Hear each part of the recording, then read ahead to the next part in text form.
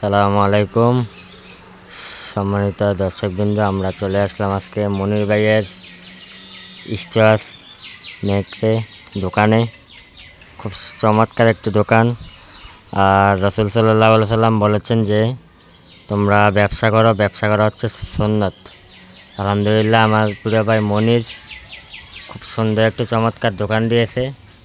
এখানে চমৎকার গরম গরম সিঙ্গারা, চমুচা, তারপরে এই পুরি, ঝালমুড়ি, বিভিন্ন রকমের আইটেম পাওয়া যায়। আপনারা যারা মনির ভাইয়ের দোকানে আসবেন, লোকেশন হচ্ছে যদুপুর আয়সা একাডেমি,